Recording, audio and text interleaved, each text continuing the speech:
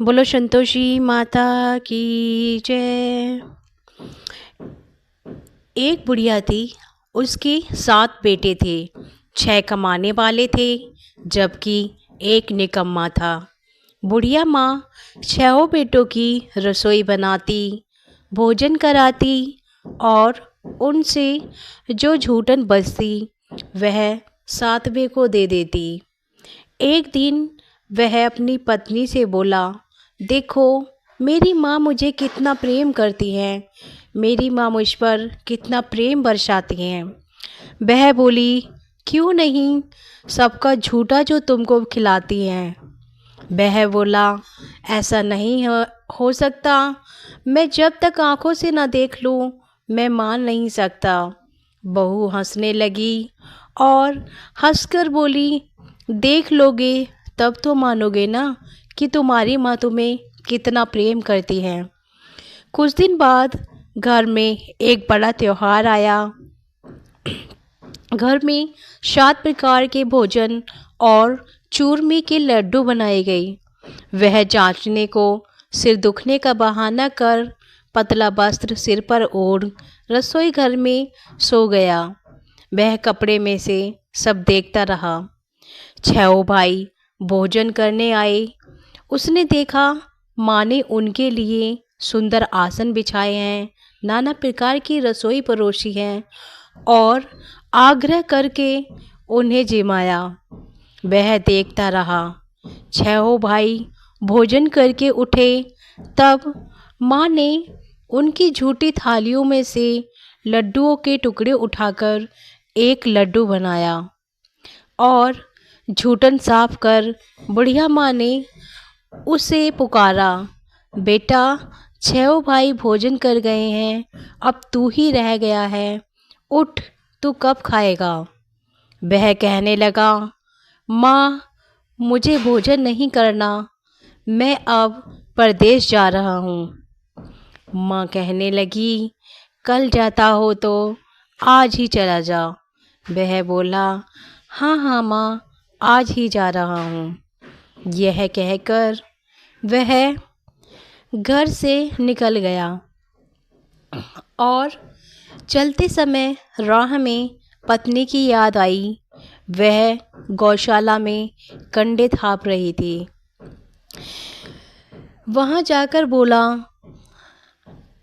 हम जावे परदेश, आवेंगे कुछ काल, तुम रखियो संतोष से धर्म अपनो पाल। उसकी पत्नी कहने लगी, जाओ पिया आनंद से, हमरो सोच हटाए, राम भरोसे हम रहें, ईश्वर तुम्हें सहाय। देव निशानी आपनी, देख धरू में धीर, सुधीमती हमारी विचारियो, रखियो मन गंभीर। वह बोला, मेरे पास तो कुछ भी नहीं है, यह अंगूठी है, सो ले लो और अपनी कुछ निशानी मुझे दो। वह कहने लगी कि मेरे पास क्या है, यह गोबर भरा हाथ है। यह कहकर उसकी पीठ पर गोबर के हाथ की थाप मार दी। वह चल दिया।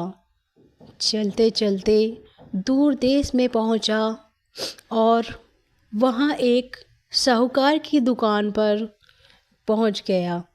वहाँ जाकर कहने लगा, भाई मुझे नौकरी पर रख लो। साहूकार को ज़रूरत थी। बोला, रह जा। तब लड़के ने पूछा, तनख्वाह क्या दोगे। तब साहूकार ने कहा कि काम देखकर दाम मिलेगा। साहूकार की नौकरी मिली। वह सुबह 7 बजे से 10 बजे तक नौकरी बजाने लगा। कुछ दिनों में दुकान का सारा लेन देन, हिसाब किताब, ग्राहकों को माल बेचना, सारा काम करने लगा। साहूकार के 7-8 नौकर थे। वे सब चक्कर खाने लगे यह तो बहुत होशियार है, ये तो बहुत ही ज़्यादा होशियार बन गया है। सेठ ने भी काम देखा और 3 महीने में ही उसे आधे मुनाफे का हिस्सेदार बना दिया। वह कुछ वर्ष में ही नामी सेठ बन गया और मालिक सारा कारोबार उस पर छोड़ कर चला गया। पति की अनुपस्थिति में सास का अत्याचार और ससुर का अत्याचार बहू को बहुत ही परेशान करने लगा। उसकी पत्नी को सास ससुर दुख देने लगे, सारी गृहस्थी का काम करावे, लकड़ी लेने जंगल में भेजते। इसी बीच घर के आटे से जो भूसी निकलती उसकी रोटी बनाकर रख दी जाती और फूटे नारियल की नारियली में पानी दिया जाता। एक दिन वह लकड़ी लेने जा रही थी। रास्ते में बहुत सी स्त्रियां संतोषी माता का व्रत करती दिखाई दी। वह वहाँ खड़ी होकर कथा सुनने लगी और जब कथा समाप्त हुई तब उसने बहनों से पूछा कि बहनों, तुम किस देवता का व्रत करती हो और इसके करने से क्या फल मिलता है? यदि तुम इस व्रत का विधान मुझे समझा कर कहोगी तो मैं तुम्हारा बड़ा एहसान मानूंगी। तब उनमें से एक स्त्री बोली, सुनो, यह संतोषी माता का व्रत है। इसके करने से निर्धनता, दरिद्रता का नाश होता है और कुछ मन में कामना हो वह सब संतोषी माता की कृपा से पूर्ण होती है। तब उसने उससे व्रत की विधि पूछी। वह भक्तनी स्त्री बोली, सवा आने का गुड़ चना लेना, इच्छा हो तो 5.25 आने का लेना या ₹1.25 का भी सहूलियत के अनुसार जो भी हो सवाया लेना। बिना परेशानी और श्रद्धा व प्रेम से जितना भी बन पड़े सवाया ही लेना है। प्रत्येक शुक्रवार को निराहार रहकर कथा सुनना, इसके बीच क्रम न टूटे, लगातार नियम से पालन करना। सुनने वाला कोई न मिले तो घी का दीपक जला उसके आगे या जल के पात्र को सामने रख कथा कहना। जब कार्य सिद्ध न हो, जब तक तुम्हारा कार्य सिद्ध न हो, नियम का पालन करना और कार्य सिद्ध हो जाने पर व्रत का उद्यापन करना। 3 मास में माता फल पूरा करती हैं। यदि किसी के ग्रह खोटे भी हों तो भी माता वर्ष भर में कार्य सिद्ध करती हैं। फल सिद्ध होने पर उद्यापन करना चाहिए, बीच में कभी भी उद्यापन नहीं करना चाहिए। उद्यापन में 2.5 सेर आटे का खाजा तथा इसी परिमाण से खीर तथा चने का साग करना। 8 लड़कों को भोजन कराना, जहाँ तक मिले देवर, जेठ, जेठानी, भाई बंधु के हों, ना मिले तो रिश्तेदारों और पास पड़ोसियों को बुलाना। उन्हें भोजन करा, यथाशक्ति दक्षिणा दे, माता का नियम पूरा करना। उस दिन घर में खटाई न खाना। यह सुन बुढ़िया के लड़के की बहू चल दी। वह व्रत का प्रण करना और माता संतोषी का दर्शन करने हेतु रास्ते में लकड़ी के बोझ को बेच दिया और उन पैसों से गुड़ चना ले माता के व्रत की तैयारी करने के लिए आगे चली और सामने मंदिर देखकर पूछने लगी, यह मंदिर किसका है? सभी कहने लगीं, संतोषी माता का मंदिर है। यह सुनकर माता के मंदिर में जाकर दीन होकर चरणों में विनती करने लगी, वह कहने लगी, हे माँ, मैं निपट हूँ, अज्ञानी हूँ, तुम्हारे व्रत के नियम कुछ नहीं जानती। हे माँ जगत जननी, मैं बहुत दुखी हूँ। हे माँ जगत जननी, मेरा दुख दूर कर, मैं तेरी शरण में हूँ। माता को दया आई। एक शुक्रवार बीता कि दूसरे को उसके पति का पत्र आया और तीसरे शुक्रवार को उसका भेजा हुआ पैसा आ गया। यह देख जेठ जेठानियाँ मुंह सिकोड़ने लगे और लड़के ताने देने लगे, काकी के पास पत्र आने लगे हैं, रुपया आने लगा, अब तो काकी की खातिर बढ़ जाएगी, अब तो काकी बुलाए से भी नहीं बोलेगी। बेचारी सरलता से कहती है, भैया कागज आवे रुपया आवे, हम सब के लिए अच्छा है। ऐसा कहकर आंखों में आंसू भर लाई और संतोषी माता के मंदिर में जा मातेश्वरी के चरणों में गिर दीन होकर विनती करने लगी और रो रो कर कहने लगी, हे माँ, मैंने तुमसे पैसा कम मांगा है, मुझे पैसों से क्या काम, मुझे तो अपने सुहाग से काम है, मैं तो अपने स्वामी के दर्शन मांगती हूँ। तब माता कहने लगी, हे बेटी, जा, तेरा स्वामी बहुत जल्द आएगा। यह सुनकर खुशी से बावली हो घर में जा काम करने लगी। अब संतोषी माता मन में विचार करने लगी कि इस भोली पुत्री से मैंने कह तो दिया है कि तेरा पति आएगा, लेकिन वह तो इसे स्वप्न में भी याद नहीं करता। उसे याद दिलाने के लिए मुझे ही उसके पास जाना पड़ेगा। इस तरह माता जी उस बुढ़िया के बेटे के पास जा स्वप्न में प्रकट हुई और कहने लगी, साहूकार के बेटे सोता है या जागता है? वह कहने लगा, माता सोता भी नहीं जागता भी नहीं, कहो क्या आज्ञा है? माँ कहने लगी, तेरे घर बार कुछ है क्या नहीं? वह बोला, मेरे पास सब कुछ है, माँ बाप बहू, क्या कमी है?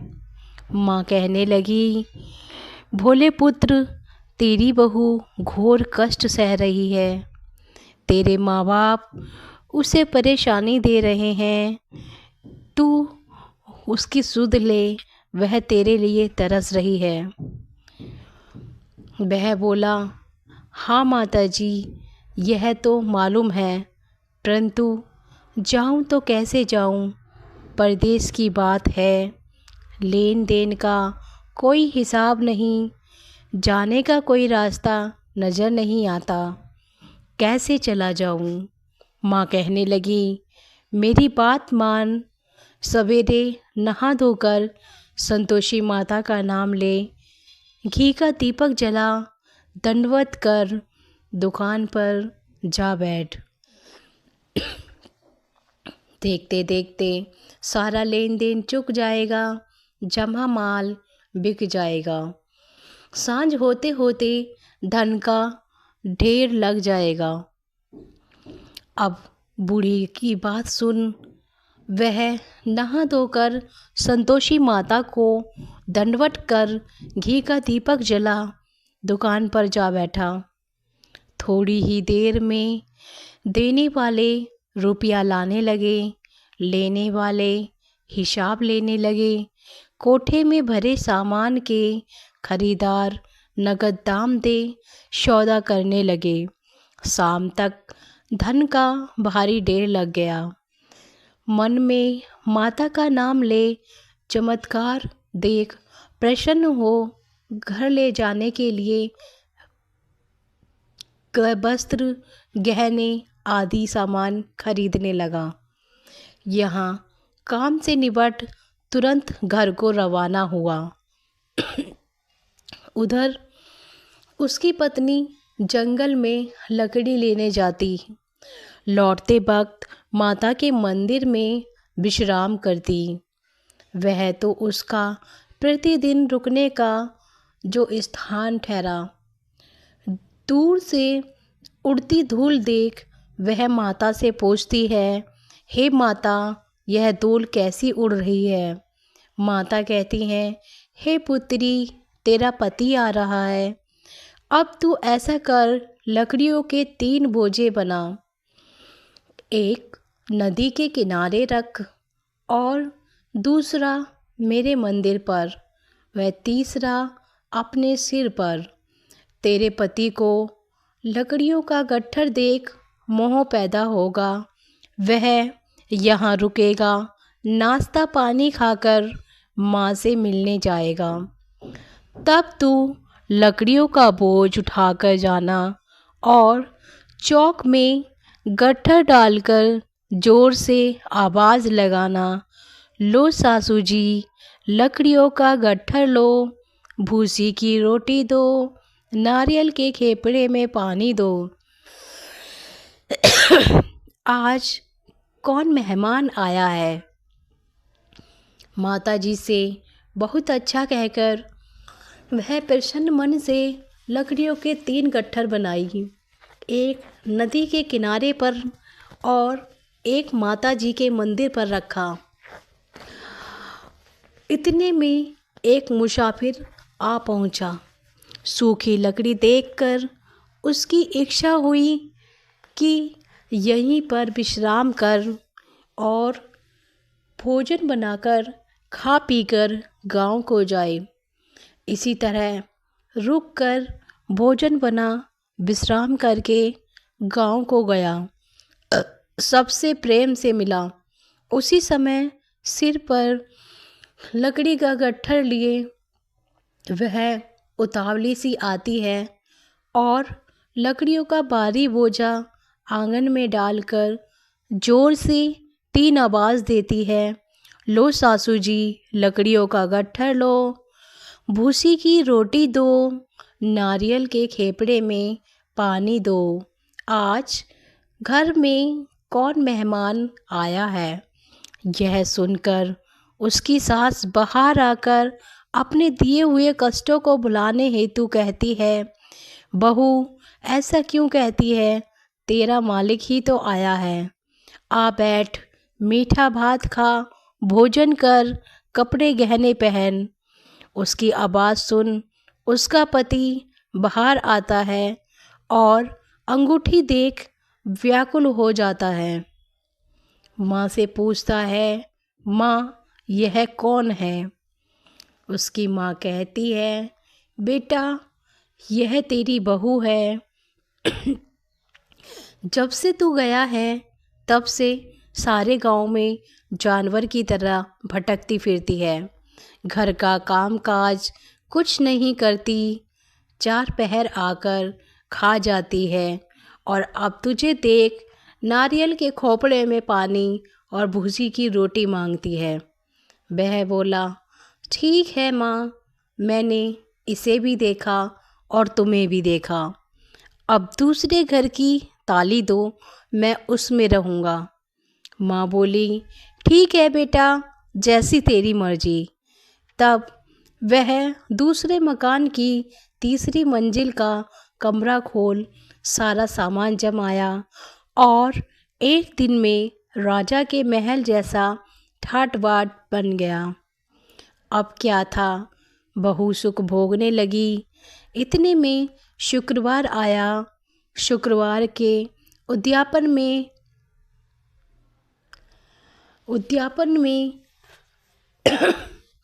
हेतु उसने अपने पति से कहा कि मुझे संतोषी माता के व्रत का उद्यापन करना है। पति ने कहा, खुशी से करो। वह उद्यापन की तैयारी करने लगी।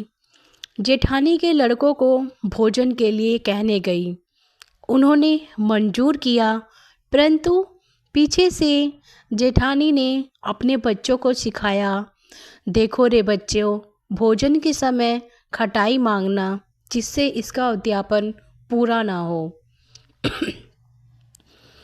लड़के झीमने आए, खीर खाना पेट भर खाया, परंतु बाद में खाते ही कहने लगे, हमें खटाई दो, खीर खाना हमको नहीं भाता, देखकर अरुचि होती है। बहू कहने लगी, भाई खटाई किसी को नहीं दी जाएगी, यह तो संतोषी माता का प्रसाद है। बच्चे उठ खड़े हुए और बोले, पैसे लाओ। भोली बहू कुछ नहीं जानती थी, उन्हें पैसे दे दिए। लड़के उसी समय हट करके इमली खटाई ले खाने लगे। यह देखकर बहू पर माताजी ने कोप किया। राजा के दूत उसके पति को पकड़ कर ले गए। जेठ जिठानी मनमाने खोटे वचन कहने लगे, लूट लूट कर धन इकट्ठा कर लाया था, अब सब मालूम पड़ जाएगा जब जेल की हवा खाएगा। बहू से यह सब सहन नहीं हुआ। वह रोती रोती माता के मंदिर में गई और मातेश्वरी के चरणों में गिरकर दीन होकर विनती करने लगी और माता से माफ़ी मांगते हुए कहने लगी, हे माता, तुमने ये क्या किया? हंसाकर अब क्यों रुलाने लगी हो? माता बोली, बेटी, तूने उद्यापन करके मेरा व्रत भंग किया है। वह कहने लगी, माता, मैंने कुछ अपराध किया है? मैंने तो कोई अपराध नहीं किया है, मैंने तो भूल से लड़कों को पैसे दे दिए, मुझे क्षमा करो, मैं फिर से तुम्हारा उद्यापन करूँगी। माँ बोली, अब भूल मत करना। वह बोली, माँ, अब से कोई भूल नहीं होगी, अब भूल नहीं होगी, अब बताओ वे कैसे आवेंगे? माँ बोली, जा पुत्री, तेरा पति तुझे राह में आता मिलेगा। वह निकली, राह में पति आता मिला। वह पूछने लगी, कहाँ गए थे? वह बोला, इतना धन जो कमाया है, राजा ने उसका टैक्स मांगा था, उसी को भरने के लिए गया था। वह प्रसन्न हो बोली, भला हो, अब घर को चलो। कुछ दिन बाद फिर शुक्रवार आया। फिर से उसने व्रत का उद्यापन किया।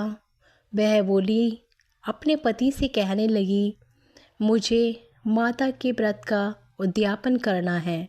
पति ने कहा, खुशी से करो। बहू फिर जेठ के लड़कों को भोजन के लिए कहने गई। जेठानी ने एक दो बात सुनाई और सब लड़कों को सिखाने लगी, तुम सब लोग पहले ही खटाई मांगना।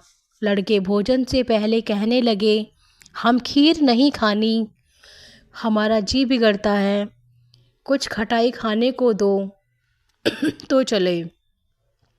वह बोली, खटाई किसी को नहीं दी जाएगी, यह संतोषी माता का व्रत है, तुम्हें आना है तो आओ। यह कहकर वह ब्राह्मण के लड़कों को भोजन कराने के लिए ले आई। यथाशक्ति दक्षिणा की जगह एक एक फल उन्हें दिया। संतोषी माता प्रसन्न हुई।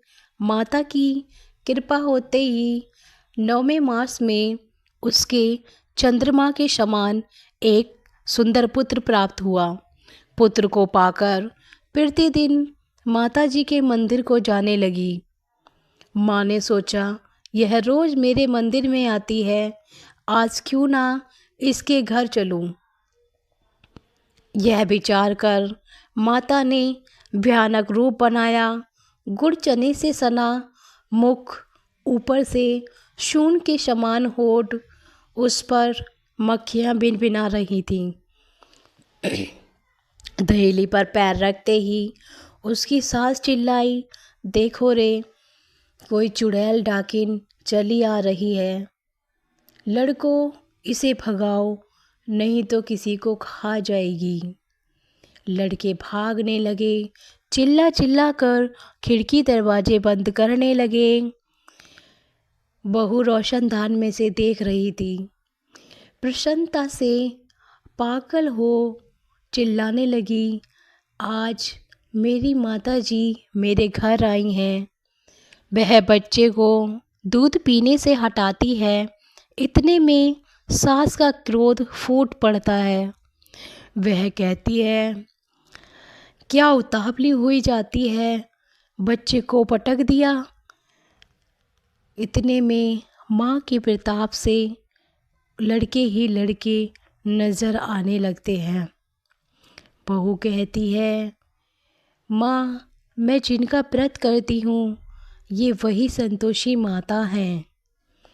सबने माता जी के चरण पकड़ लिए और दीन होकर विनती करने लगे और कहने लगे, हे माता, हम मूर्ख हैं, अज्ञानी हैं, तुम्हारे व्रत की विधि हम नहीं जानते। व्रत भंग कर हमने बड़ा अपराध किया है। हे जगत जननी माता, आप हमारा अपराध क्षमा करें। इस प्रकार माता प्रसन्न हुई। बहू को जैसा फल दिया वैसा ही फल माँ ने सबको दिया।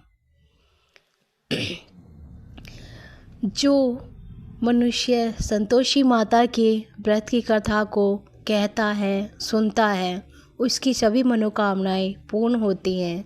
बोलो संतोषी मैया की जय। जय संतोषी माता मैया, जय संतोषी माता। अपने सेवक जन की, अपने सेवक जन की सुख शांति दाता। ओम जय संतोषी माता। सुंदर चीर सुनहरी माँ धारण किन हो, मैया माँ धारण किन हो। हीरा पन्ना दम के, हीरा पन्ना दम के तन श्रृंगार लियो। ओम जय संतोषी माता। गेरू लाल जटा छवि बदन कमल सोए, मैया बदन कमल सोए। मंदे हस्ते करुणामयी, मंदे हस्ते करुणामयी, त्रिभुवन जन मोहे। ओम जय संतोषी माता।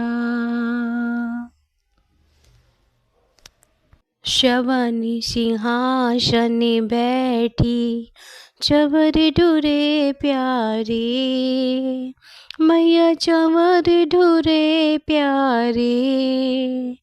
धूप दीप मधुमेवा, धूप दीप मधुमेवा, भोग धरे न्यारे।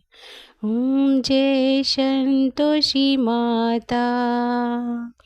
गुड़ अरु चना परम प्रिय तामे संतोषी कियो, मैया माँ संतोषी कियो।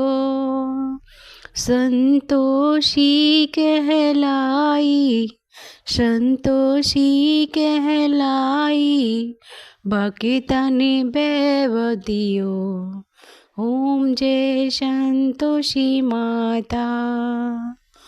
शुक्रवार प्रिय मानत आज दिवस सोहे, मैया आज दिवस सोहे। भक्ति मंडली छाई, भक्ति मंडली छाई, कथा सुनति मोई। ओम जय संतोषी माता। मंदिर जगमग ज्योति मंगल ध्वनि छाई। मैया मंगल ध्वनि छाई, विनय करें हम सेवक, विनय करें हम सेवक, चरण शीश नाई। ओम जय संतोषी माता। भक्ति भाव में पूजा अंग करत कीजे, मैया अंग करत कीजे। जो मन बसे हमारे, जो मन बसे हमारे, इच्छित फल दीजिए। ओम जय संतोषी माता। दुखी दरिद्री रोगी संकट मुक्त किए, मैया संकट मुक्त किए। बहुधन धान्य भरे घर, बहुधन धान्य भरे घर, सुख सौभाग्य दिए। ओम जय संतोषी माता। ध्यान धरे जो तेरा, वांछित फल पायो, मैया वांछित फल पायो। पूजा कथा श्रवण कर, पूजा कथा श्रवण कर, घर आनंद आयो। ओम जय संतोषी माता। शरण गहे की लाजा रखियो जगदम्बे, मैया रखियो जगदम्बे। संकट तू ही निवारे, संकट तू ही निवारे, दयामती अम्बे। ओम जय संतोषी माता। संतोषी माँ की आरती जो कोई जन गावे, मैया प्रेम सहित गावे। रीति सीति सुख शांपति, रीति सीति सुख शांपति, जी भर के पावे। ओम जय संतोषी माता। जय संतोषी माता, मैया जय संतोषी माता। अपने सेवक जन की, अपने सेवक जन की, सुख संपत्ति दाता। ओम जय संतोषी माता। बोलो संतोषी मैया की जय।